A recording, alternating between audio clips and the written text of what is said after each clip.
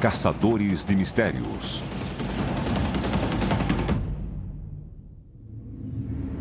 31 de agosto de 1888. 3 da manhã. Distrito de Whitechapel, Londres.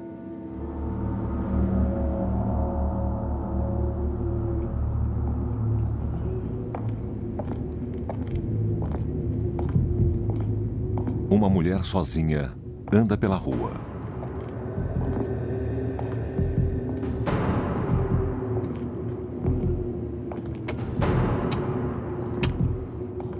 Um homem com um manto se aproxima.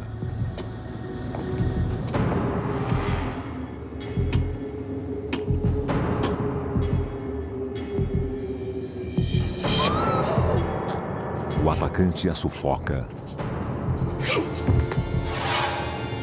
e depois puxa uma faca de 30 centímetros.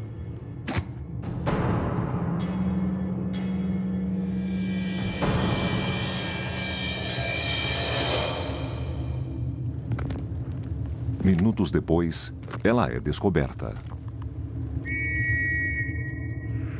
Sua garganta está rasgada. Seu corpo ainda está quente. Foi um trabalho de Jack, o Estripador. Mas quem foi esse assassino?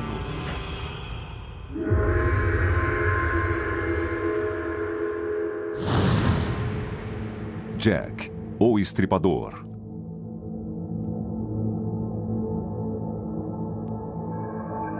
Espreitando nas sombras, ocultando sua identidade, Jack, o Estripador, matou seguidas vezes. Mas sempre conseguiu escapar da lei.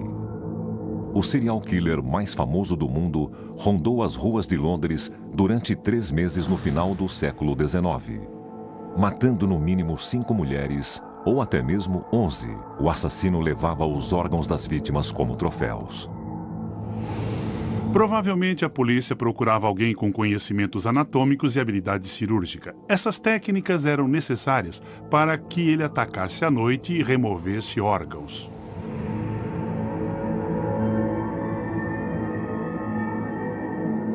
Os crimes provocaram histeria na Inglaterra e no mundo todo.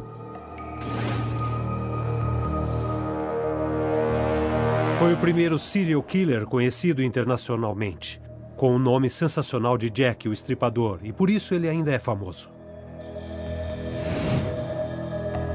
No entanto, ele nunca foi encontrado. O assassino simplesmente desapareceu. Agora, o Caçadores de Mistérios irá até os becos de Londres para investigar o caso. A equipe examinará novas evidências que apontam para 2 surpreendentes suspeitos. Um deles, um médico americano, Francis Tumbolt. Outro, ainda mais espantoso, uma mulher chamada Mary Pierce. A equipe testará se Pierce teria tido a força física necessária para cometer os crimes. Bastam apenas 5 quilos de cada lado para a pessoa ficar inconsciente. E vão comparar a letra do homem suspeito com a letra que supostamente seria a do próprio assassino.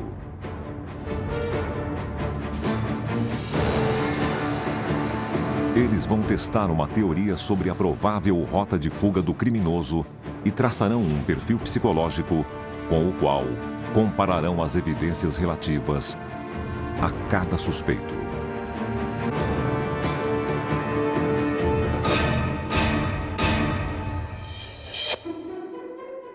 Teorias sobre a identidade de Jack, o Estripador, persistem há mais de um século. Os suspeitos já incluíram o autor de Alice no País das Maravilhas, Lewis Carroll, e o pintor impressionista Walter Sickert.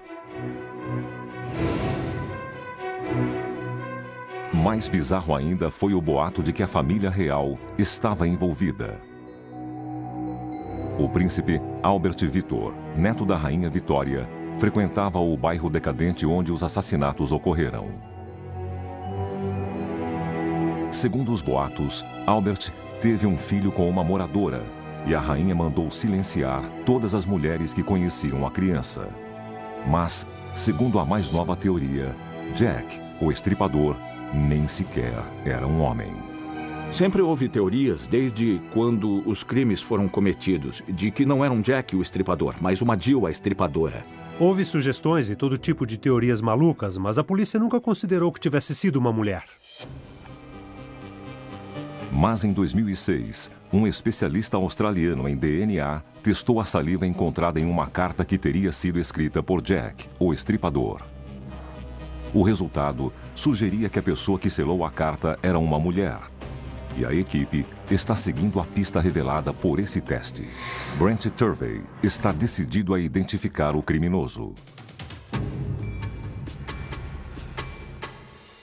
Ele é um grande especialista em perfis, cujos métodos são usados para treinar agentes do FBI.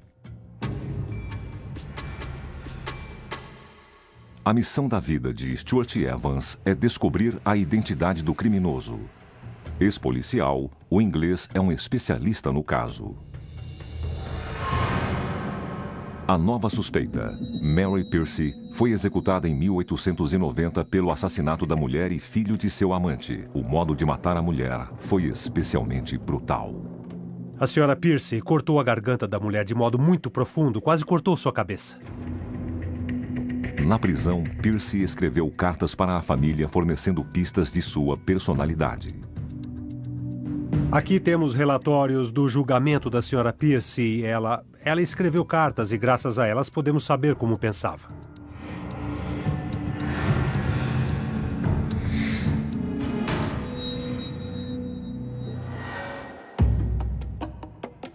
Local do assassinato de Nicholas Buckrow, Londres. Antes de investigar os suspeitos, a equipe precisa traçar um perfil psicológico do assassino.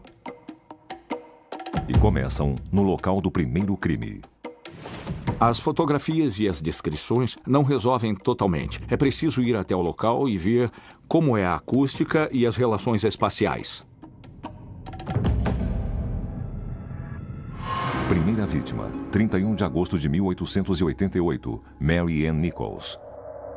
A vítima, Mary Ann Nichols, foi descoberta às 3 horas e 45 minutos em uma rua residencial então chamada Bucks Row. Tinha cortes profundos dos dois lados do pescoço, que quase separaram sua cabeça. E seu abdômen fora violentamente aberto com uma faca comprida.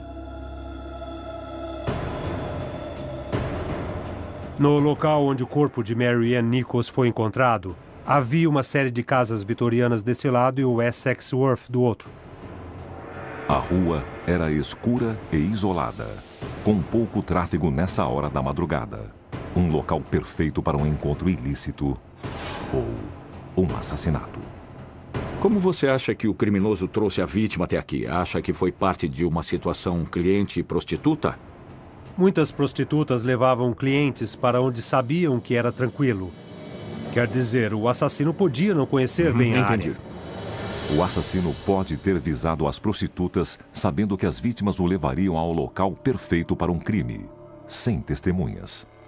Era uma rua muito tranquila. Saía da rua principal, que ficava perto. O perfil do assassino começa a emergir. Ele sentia muita raiva e hostilidade contra as mulheres.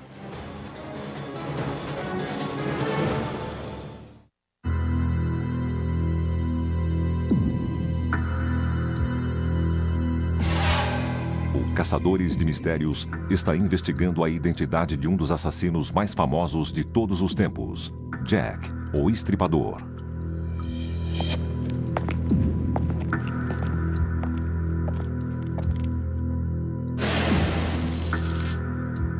Os crimes ocorreram no distrito de Whitechapel, de Londres, onde os pobres viviam em cortiços superlotados. Muitas dessas pessoas viviam no nível de pobreza ou abaixo dele, motivo pelo qual tantas mulheres se tornavam prostitutas para ganhar um pouco de dinheiro.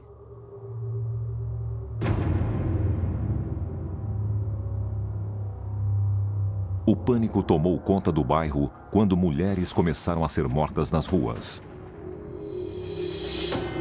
Os jornais londrinos alimentavam a histeria competindo para publicar os detalhes mais chocantes dos crimes e do possível assassino. Houve muito sensacionalismo em torno do caso.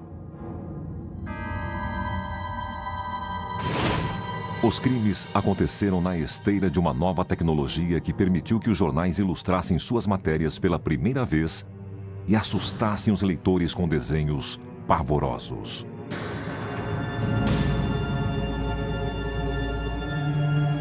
A imagem de Jack, o Estripador, foi explorada pela imprensa. Foi o crime mais sensacional da época.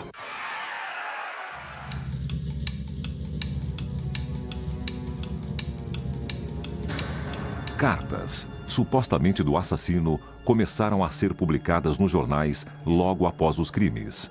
A maioria delas era escrita por jornalistas inescrupulosos. Mas em uma delas, a pessoa assinou Jack, o Estripador, e o nome pegou. Agora eles tinham um nome de efeito, Jack, o Estripador, que permitia montar um personagem e a imprensa se aproveitou. Acredita-se que uma carta datada de 15 de outubro seja autêntica.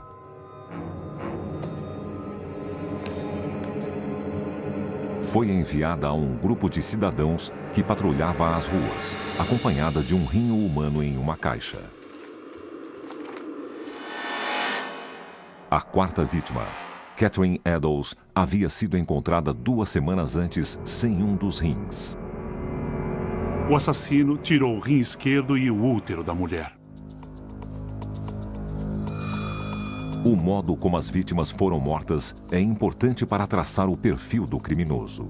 Se ela estava deitada no chão, imagino que o jeito mais fácil teria sido cortar a garganta com a faca assim e depois fazer o outro corte. Depois, ele extraía os órgãos. Segunda vítima, 8 de setembro de 1888, Annie Chapman.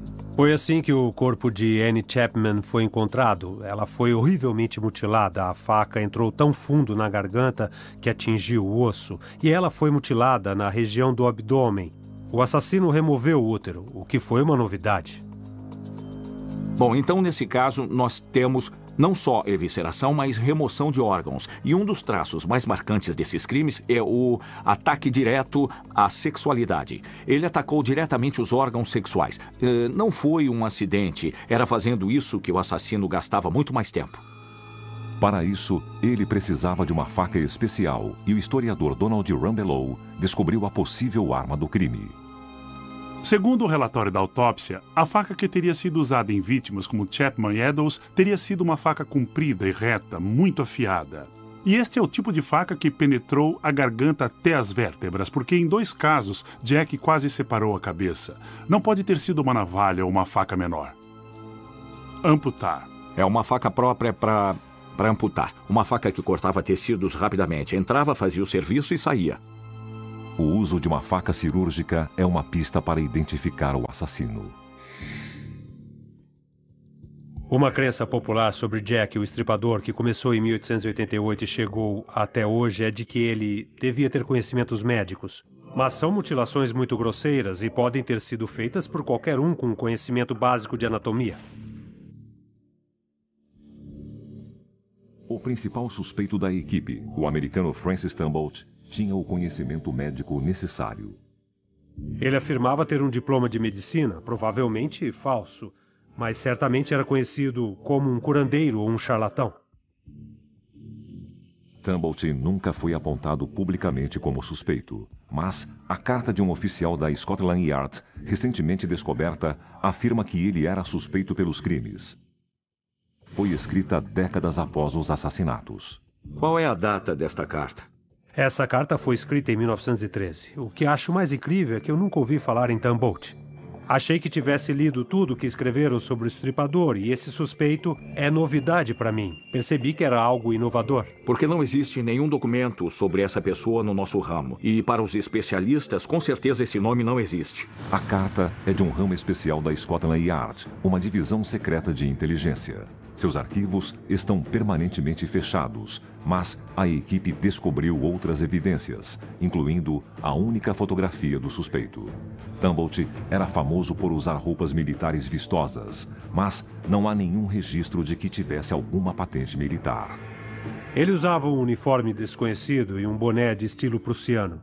Também usava uma capa de pele, não era da Legião de Honra. Uma medalha no casaco era um traje pseudo-militar.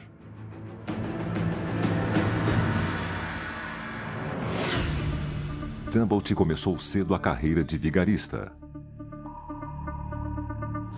Cresceu em Rochester, Nova York, e começou a se passar por médico na adolescência. Tornou-se famoso por vender medicamentos falsos e remédios herbais nos Estados Unidos e no Canadá. Quando surgiam problemas, ele mudava de cidade.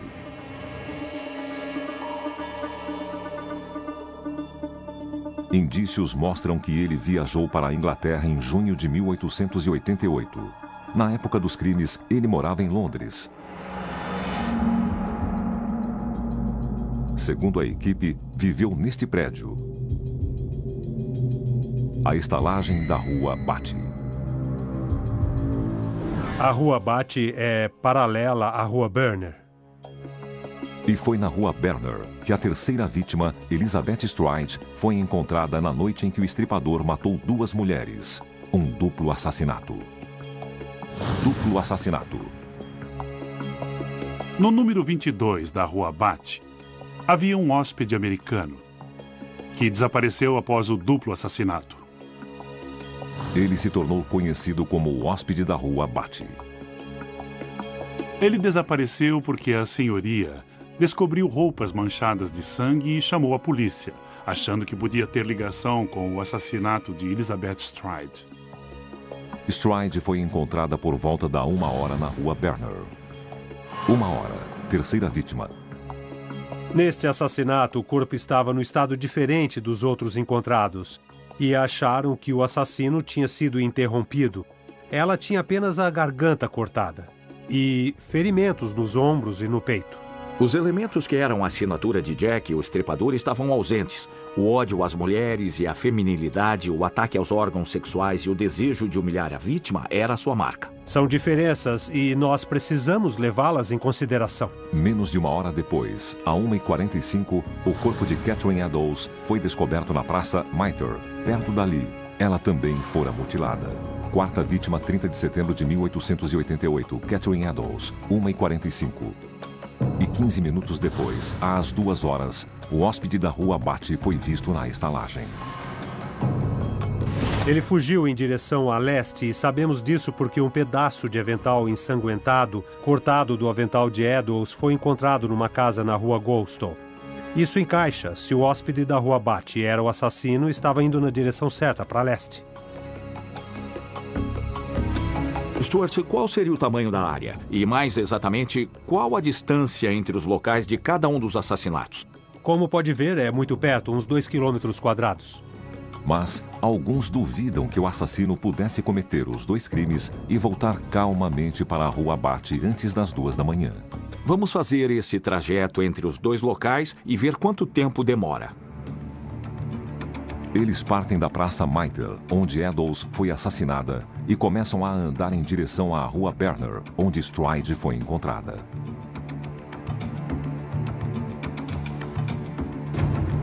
E aqui é a Rua Goldstone, onde o avental foi deixado. Aquele prédio já existia na época? Isso, era esse prédio mesmo na época. Foi exatamente na porta daquela loja que o estripador deixou o pedaço de avental ensanguentado. Esse é o mesmo prédio e a mesma porta.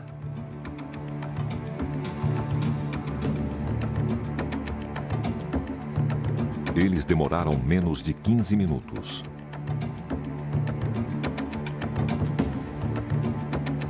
Mesmo com o tráfego das ruas modernas, o assassino teria podido deixar o local do segundo crime e chegar à Rua Batty às 2 horas. O número 22 da Rua Batty, onde ficava a estalagem, era bem aqui. E havia uma passagem aqui que levava direto à Rua Berner. Há vários caminhos daqui até a Praça Mitre. Mas sabemos que o assassino foi para leste, da Praça Mitre para Whitechapel. Ele deve ter vindo pelas ruas secundárias. Se Jack, o estripador, também era o hóspede da Rua Bate, é perfeitamente possível que ele tenha feito a distância entre a Praça Mitre e este local em 15 minutos. Nunca ninguém soube a identidade do hóspede, mas Evans encontrou outra pista. Eu estudei as histórias sobre o hóspede da Rua Bate para tentar descobrir se havia alguma descrição desse personagem. E então eu encontrei um artigo posterior ao incidente dizendo que um homem havia sido preso por suspeita de ser o hóspede da Rua Bate e ele era americano. E o motivo da prisão pode ser uma pista para conhecer o caráter do suspeito. Ele foi acusado de comportamento indecente.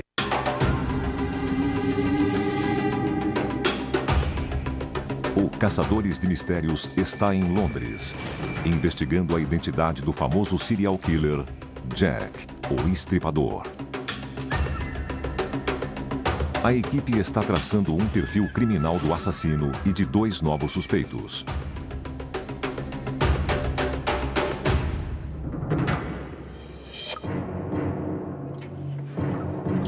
O médico americano Francis Tumbolt foi preso em 7 de novembro de 1888 pela polícia de Londres, pouco antes do último crime. Mas a acusação não era de assassinato, mas de comportamento indecente. Uma das coisas que emergem desse fato é que Tumbolt costumava ter relacionamentos bissexuais e atividades homossexuais. De fato, foi preso por cometer atos libidinosos com 4 homens mais jovens. Tumbolt não só não se envolvia com mulheres, como parecia odiá-las. Tumbolt contou uma história de que tinha sido casado, que amava muito sua mulher, mas que depois descobriu que era prostituta. Por causa disso, o casamento terminou e parece que ele nunca mais voltou a se envolver com mulheres. Então ele era uma pessoa com alguns conhecimentos médicos que, na verdade, ele nutria um ódio profundo contra as mulheres, principalmente prostitutas, e não confiava nelas. Seu ódio parecia doentio. Ele tinha uma coleção de úteros. Uma das características mais psicopatas de Tumbolt era, de fato, sua coleção e categorização de úteros femininos. Ele, na verdade, os classificava segundo a classe social. Ele praticava o mesmo ato de Jack, o Estripador, que era remover esses órgãos e até colecioná-los. Tumbolt foi preso pela 2ª vez logo após o último assassinato. A acusação foi a mesma. Mas uma informação dá um novo significado a essa prisão. Trata-se de uma entrevista com o próprio Tumbolt.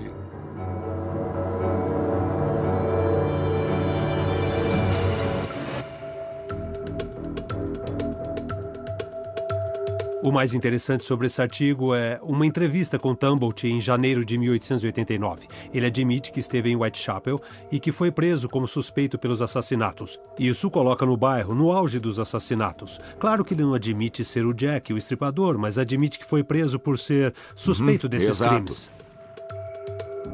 Mas eles não tinham nenhuma prova concreta para mantê-lo preso. Não tinham nada sólido. Tentaram pensar num modo de impedir que se safasse e então o acusaram de comportamento indecente.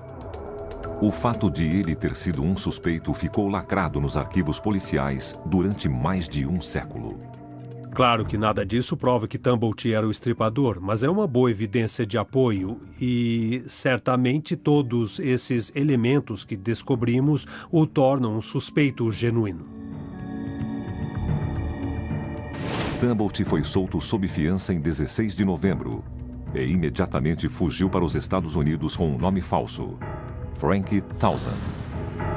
Ele mudou de nome e entrou no navio. Há todas as indicações de alguém que tenta fugir, que tenta se esconder, que não quer ser descoberto e incomodado e quer continuar a fazer o que fazia. Ainda que isso não prove sua culpa, certamente mostra que não queria ser encontrado e a sua preocupação com isso. Há poucos indícios de seu paradeiro nos Estados Unidos. até que em 1903, um jornal relatou sua morte em St. Louis, devido a uma doença cardíaca. Existem várias outras coisas que, com base no seu passado, no perfil do assassino que você traçou, que me intrigam e indicam que precisamos examinar isso bem melhor. Os policiais que investigaram os crimes ignoraram os boatos de que o assassino podia ser uma mulher. Desde que os assassinatos foram cometidos por Jack, surgiram teorias desde essa época de que não era um Jack o estripador, mas sim uma Jill a estripadora. Talvez uma parteira, uma mulher que fazia abortos ou uma mulher que tinha raiva de prostitutas, algo assim. Havia essas teorias. Houve sugestões e todo tipo de teorias malucas enviadas por cartas à polícia. Mas a polícia nunca considerou que pudesse ser uma mulher. Nunca houve uma teoria séria nesse sentido.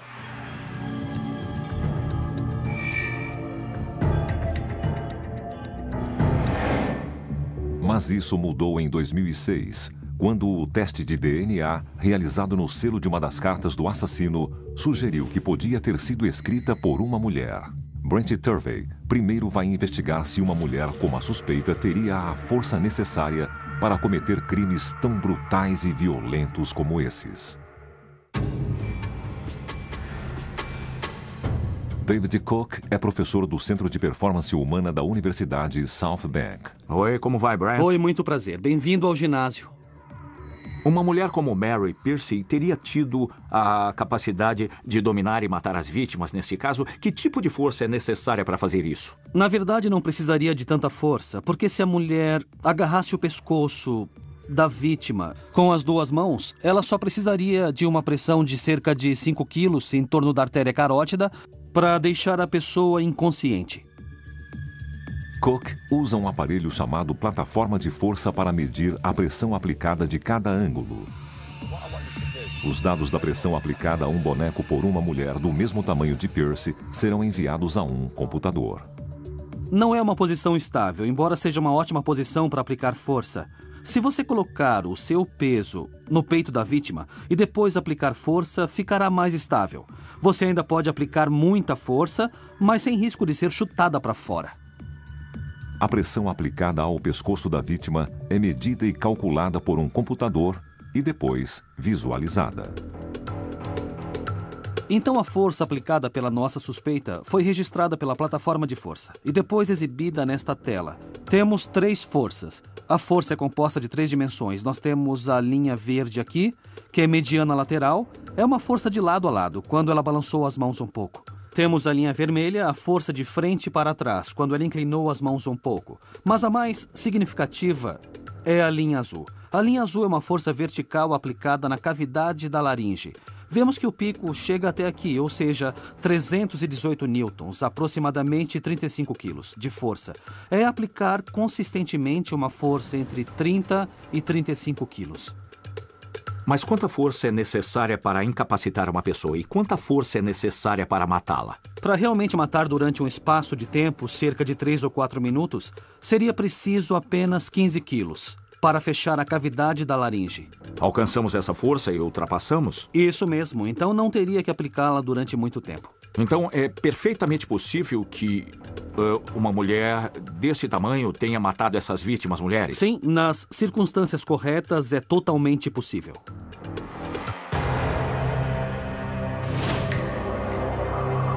Os 2 horrendos assassinatos cometidos por Mary Pierce. Alguém com conhecimentos anatômicos e habilidade cirúrgica. Essas técnicas eram necessárias para que ele atacasse à noite e removesse órgãos.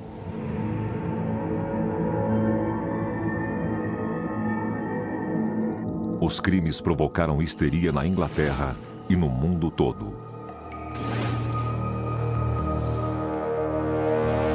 Foi o primeiro serial killer conhecido internacionalmente, com o nome sensacional de Jack, o Estripador, e por isso ele ainda é famoso.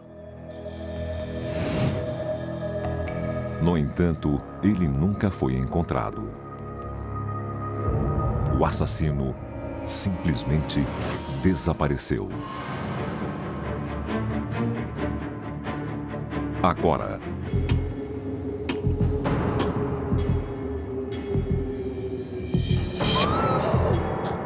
O atacante a sufoca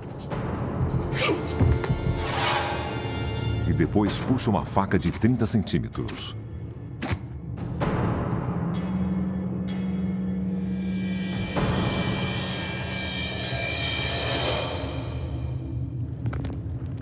Minutos depois, ela é descoberta. Sua garganta está rasgada. Seu corpo ainda está quente. Foi um trabalho de Jack, o Estripador. Mas quem foi esse assassino? Caçadores de Mistérios. –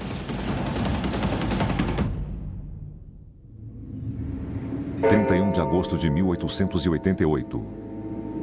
3 da manhã. Distrito de Whitechapel, Londres.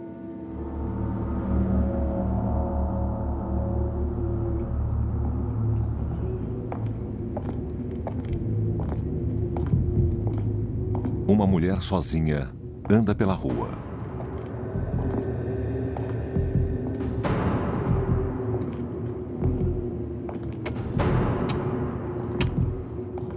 Um homem com um manto se aproxima.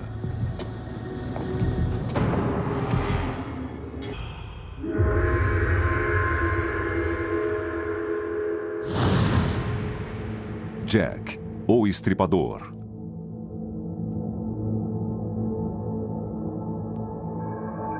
Espreitando nas sombras, ocultando sua identidade. Jack, o Estripador, matou seguidas vezes. Mas sempre conseguiu escapar da lei.